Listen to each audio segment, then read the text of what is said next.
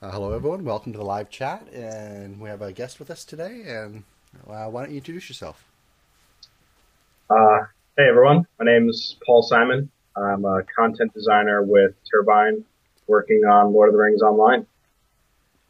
Okay. How did you actually get into game development?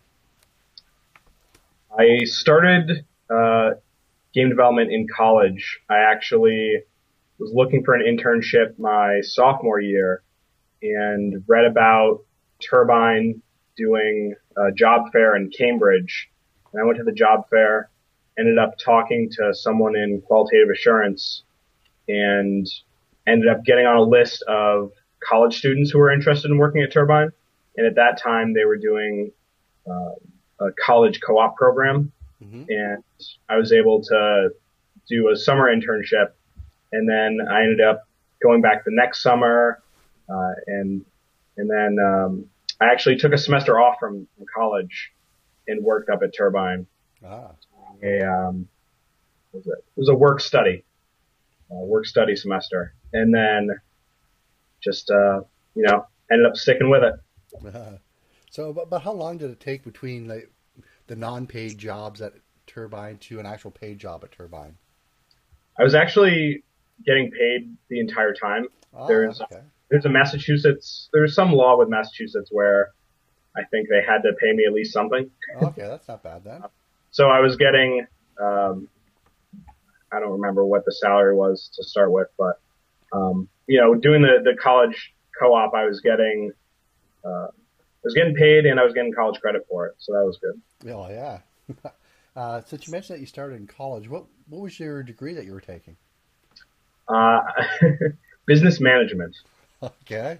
with a focus in entrepreneurship. So not too related to game design, Hmm. but it was more of a passion for me. I was playing MMOs since 1999, and it's really just something that drives me in my everyday life, and I wanted to make a career out of it. Now, as far as getting a job with Turbine, is education a big thing with them, or is it more along the lines of what you can show them what you do or what you can do? With when I was getting into QA, it was really important not only to have good skills with Word and expressing yourself and great communication skills because you need that in order to write up bugs and to Hmm. test the game, but also that you're really passionate about MMOs and online games to begin with. That's a really important quality, obviously, if you're going to work for an online gaming company. Yeah. Okay. So ahead of time, most experience you have with game development is mostly just playing MMOs, Yeah, basically. I was sort of I was playing I think EverQuest 2, Ultima Online, World of Warcraft, sort of, just playing a lot of games and just being really passionate about it.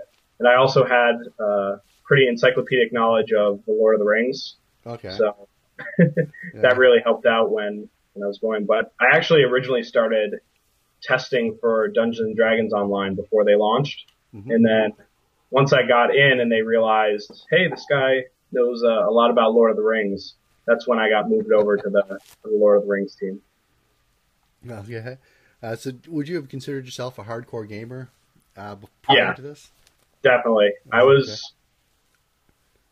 I had this sort of college, my buddies would come over and I'd come back from class and my friends from home would be in my dorm room playing Counter Strike or playing online games. I was really lucky in that my roommate freshman year um, still played EverQuest One, so I got Okay. to see sort of endgame EverQuest One characters um, and a lot of EverQuest Two. Okay. So in your current job, what are some of the day-to-day activities that you do?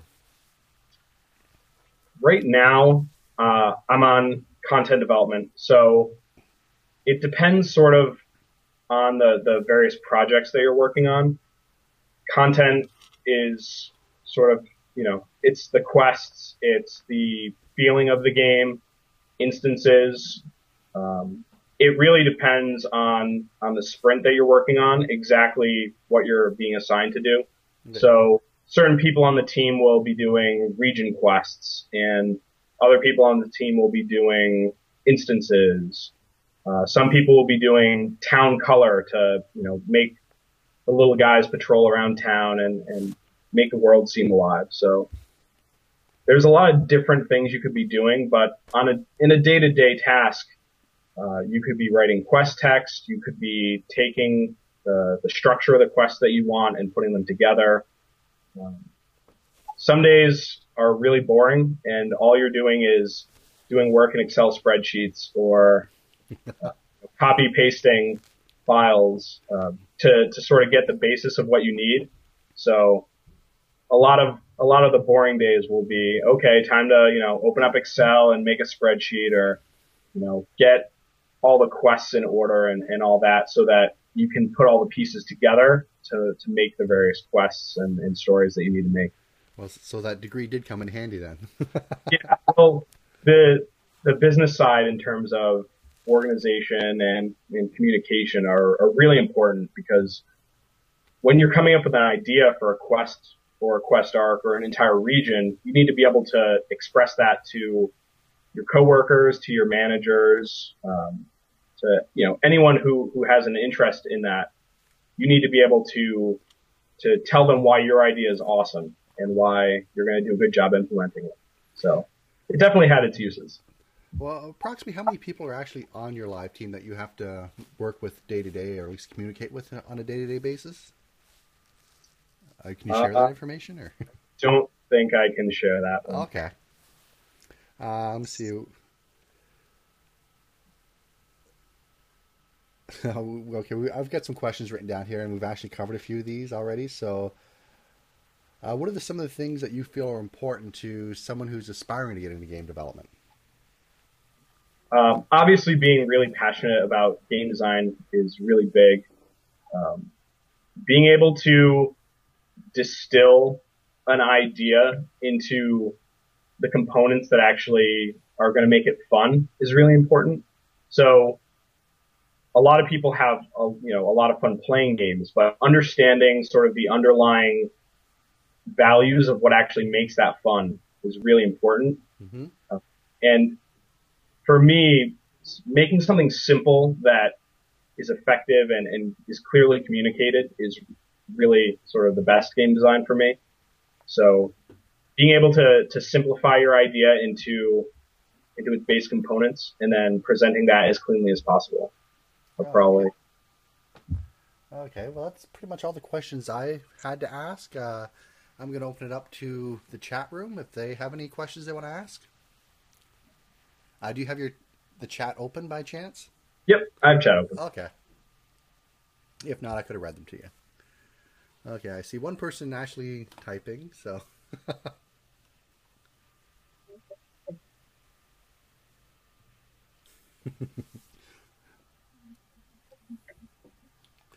I guess while they come up with questions, you've been using Unity for a while now. How do you like it? Unity's really, really great. My favorite part is being able to, on the fly, see changes without having to rebuild your DAP files and all that. Mm-hmm. It's really great to be able to fiddle with things in the inspector and watch it change. Yeah, I like that too. And just the ease of use in terms of the pipeline and being able to drop things into the folder and have it automatically pull those assets in. That is just, it's really great and really useful. Not having to deal with, I placed this in this folder. Now I've got to, go in and recache everything so that it has the proper paths to everything and all that. It's just really, really streamlined and really easy to use. And that's probably my favorite thing. And one more question before we actually get back to the chat while they're typing up some questions. A few big companies have adopted using Unity on a fairly regular basis. Do you see Turbine in the future possibly ever using that, or will they stick to their own proprietary engines?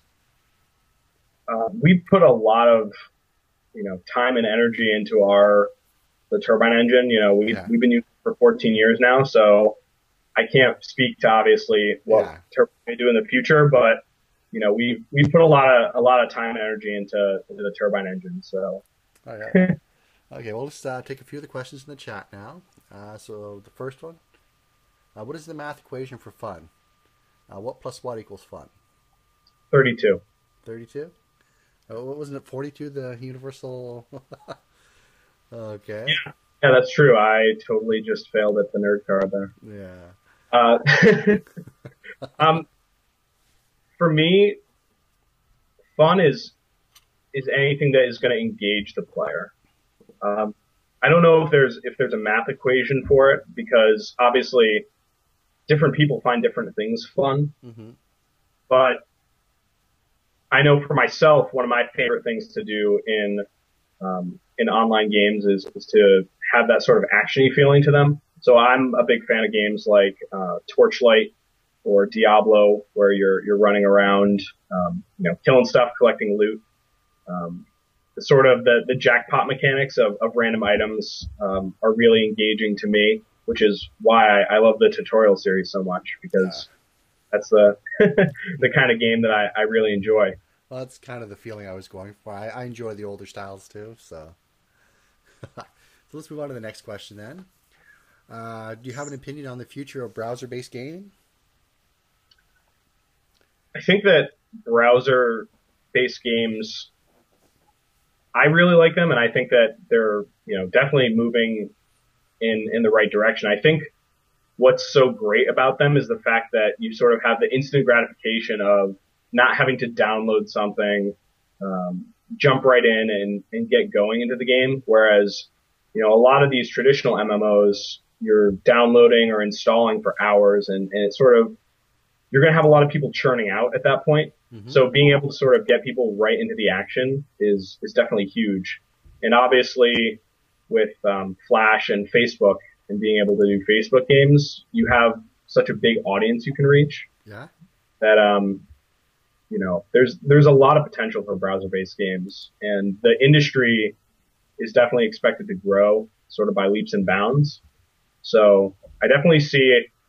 I don't think that it's sort of, the future, the entire future of gaming is browser-based games, but I definitely see their place, and they're definitely a way for new people, not just, the traditional gamer, to enjoy games. I think you're seeing a lot more people who wouldn't traditionally be playing games, playing browser-based games. Okay. So the next question was, after you come up with a set of quests, who is involved in implementing it? Is there some process you have to go through to get your stuff approved, or do you just get to put it out there? Or is that something you can share again? Yeah, I can talk a little bit about that. It sort of depends on exactly what you're doing.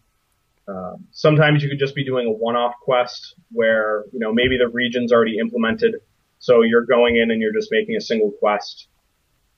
Things like that, you can generally sort of, you plan it out, you discuss it with the team manager, the team lead, and you sort of just come up with the ideas, spec it out. You'll talk with the team about it, usually at a daily meeting, or if you're doing an entire arc, then you may have to have a meeting with the team to sort of go over it. But a lot of the sort of finding the art and things like that, there's already so much, especially on our team, where we have this huge repository of art that we can just kind of go through and search for various things and mold them to our needs. But sometimes you may need to put in an art request, so then art will get involved. If it's a new region, you may need to get the world team involved, because the content team, the people who are making the quests, are separate from the people who are doing the world design.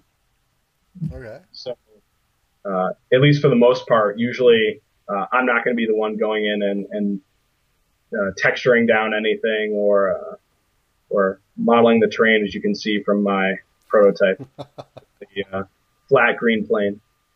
Yeah, that's what so sometimes you'll have art, sound, depending on if the assets need sound. And then once you're done, usually you have a review by your lead and by the team. And marketing will sometimes come and take screenshots and do that sort of thing. So it's definitely a big team effort to get content out the door, but it also depends on sort of the size and the scope of what you're doing. Okay, well, the next question was from Hans, and it was about the idea for the quest. Are you given free range to come up with what you want for the quest, or is it kind of handed down to you, or is there a broad overview, or is this, again, something you can't share? I can talk about that. Okay. It sort of depends.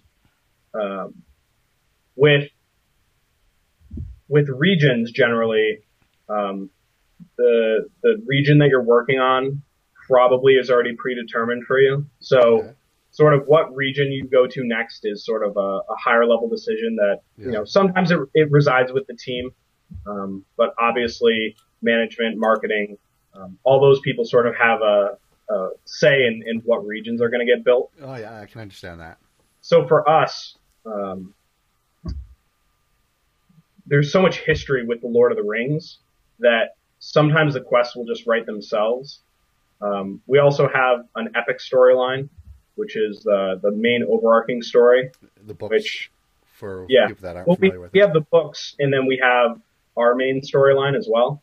Okay. So between the two of those, as well as our lore experts who sort of know the history of the regions really well, a lot of times the quests will write themselves, and sort of what monsters are going to be in the region. But in terms of exactly what's going to be on each quest step, that's sort of left up to the individual designer. So you're sort of working inside of a box, and it's up to you to decide where the piece is and sort of what's in the box. But there are constraints in terms of overall ideas.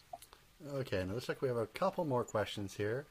So how often do you get to test your designs to determine if they are fun, and how often do you get to readdress specific quests to make them more fun? So I assume you're given some sort of deadline when the content has to be out. So basically, are you allowed to pull things before it comes out if you don't think they're ready? Or do they just allow you to come in to readdress it? Or is this a possible Turbine thing? No, sorry. We obviously have a test server where we have we have the the invite test server. So there are eyes on it. People who are hardcore players of the game are going through and testing the content all the time, as well as you'll have team play days where the team will come in and sort of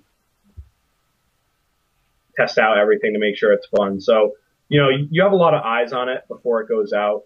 So in general, you're testing it all the time, and because one of the great things about working on an MMO is that it's not, hey, we ship this console game and it's out the door. We have the ability on the live team to sort of readdress problems and patch things and fix stuff. So there's that. If you do find a problem or something's broken or it's really not fun, you can go back and fix it at a later date. Well, that's good. Looks like we have one more. So game design was fun when you were first starting out. Now that you're doing it full time as a job, is it still fun?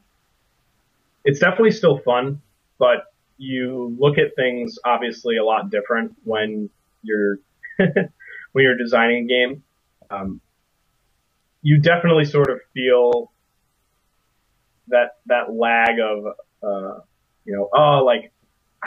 I've seen this before, or I know how I could make this better. So sometimes you'll go in there with sort of I know I could have made this a little bit better, or this is how I would have done it. Yeah. But it's also really great to be playing games and looking for new experiences and looking at things in a sort of, how would I do this?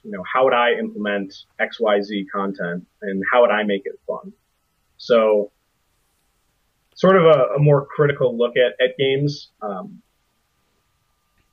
I would say that probably I've lost a little bit of the immersiveness that I used to have in terms of being able to get lost in games. Mm-hmm. Whereas now I'm sort of always kind of questioning how a game, how did they generate that monster? Or, how did that boss do that skill rather than taking it at face value?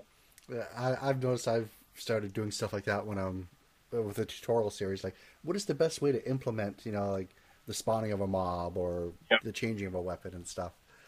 Well, actually, one more question is, now that you've started using Unity and you're seeing more of the development of the back end of the game type thing, has that affected the way you look at your job at all at Turbine? It definitely, one of the things I was going to say is it's really interesting for me to look at how I've done things in the past and sort of viewed them as magic or things like that, where I was like, oh, I made a property and I put it into this struct and did all this stuff. And to me, before I sort of didn't question how everything operated. Mm-hmm. And now I do find myself sort of looking at the code a little bit more and understanding it a lot better, which is obviously really useful and really helpful. So it's not all smoke and mirrors anymore? Yeah, obviously, the way we code is a little bit different, but still, with the languages, it's sort of, still comprehensible to me. So I can still understand everything. Oh, okay. Well, I guess that about wraps it up. Is there anything you wanted to say at the end here?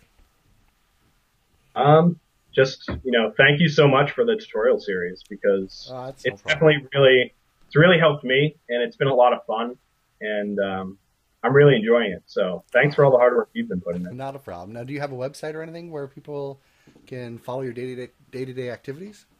Yeah, I'll post that up. Closebydesign.com is my personal blog where I'm going through the tutorial series. I also sometimes will post articles. I have a series I do on there called Pixelsmith, where I go through and I sort of break down some of the content that I've made. So if you go on there and look up Pixelsmith, you'll be able to see various things I've done, instances. I think I've covered a few instances. Are these Lord of the Rings Online instances? Yep. Okay. Instances, I covered one of my Boss in a Box raids. I showed a prototype that I made where I made a boar cannon. Okay. So it's an archer NPC that instead of shooting arrows shoots boars. Okay. And a housing item that I made doing through script with Lord of the Rings Online. So you can look that stuff up. There's one other resource that I had actually spoken with GamerDad about that I wanted to share. Okay. It's a website called GameDevMap.com. Okay. And for people who are interested in getting into gaming, GameDevMap is a worldwide listing of game studios. So if you're interested in what game studios are near your house, that's a great resource to use, because really the easiest way, if you want to get into the game industry, if you're young, obviously, it's a little bit easier because you can go in and get your foot in the door through QA or another intro level job. Mm-hmm. And the only way you're really going to do that is by going to a place near you. Yeah. That's definitely the easiest way, and probably the way most people get into the gaming industry is through those sort of intro level positions. Okay, so QA is considered an intro level then? Not necessarily, but QA is one of the places in a company where you're going to find intro level positions. Obviously, there's QA is not just a bunch of co-op people. There's a lot of someone's got to be in charge. There's a lot of important stuff that goes on in there, but it's definitely an easy way to sort of get in and get noticed, because if you just go and apply for a position in content design, if you're not at the company, it's a lot more difficult for them to really consider you. Mm-hmm. I think I only know one other person that I know of who sort of came in off the street, so to say. Okay. Didn't come from another game company, and Okay. he had a very extensive background in RPG Maker. He had made a lot of games through that, so he had things to show to the company, and What about someone who had a lot of really good prototypes in Unity? Do you think that would weigh at I all think towards? that'd be really, really, really useful. Okay. Uh, Being able to show, obviously, just the skills of being able to put things like that together um, are really important. Being able to show that you understand sort of the basics of what it takes to make content and things like that are really important. Um, I don't think you'd be able to come in with a few Unity prototypes and get A good job, like one of the higher jobs. yeah, you wouldn't be able to come in as a senior or a manager being able to with a few prototypes Hmm. because non a lot of the non-intro positions, they want to have people who have, X number of years in the gaming industry. Hmm. They want people with, 2 years, 4 years, And probably plus. familiarity with your engine itself. Yeah. Yeah. It's not always the case. But it's easier to get an intro level position, obviously, if you have something to show, in the gaming industry. Okay. Or, Actually, there was one more thing that I was thinking about. So for Turbine, do they have people that don't basically have to go to the office? Do they have people maybe in other parts of the states that work on their content that don't actually go to the office? Sort of like telecommunicator or anything? I Or don't is, think I can, oh, unfortunately, okay. I You think I can't can answer talk. that. Okay, well that was fine. Um, I Right? guess that's it for the questions. I want to. Someone, someone had posted in the chat, are instance quests done differently than other quests? Oh, okay, I see it. Yep, sorry, I missed that. Um, Instance quests are usually done a little bit differently. For us, they're usually, kill a boss or you're collecting things along the way. Hmm. And instance quests are usually, some of them are repeatable, some of them aren't. Hmm. Um, so generally, you can do obviously a lot more stuff in an instance because you have a private little world where you can change things. And you don't have to worry about someone else coming in the middle of it and not being in the same state. You know that if you're in an instance, you can sort of change things a little bit more freely. Yes. So I'd say you have a little bit more freedom in that regard than you would with a landscape quest. And yeah, I think that was That's about it for that. Okay, I believe he answered the last question underneath already. So if there's no more questions, I want to thank you for your time, and I'll let you get back to the tutorial series. good. Okay, well, thanks for joining us. Thank you. Thanks for Okay, having bye-bye. me. Bye.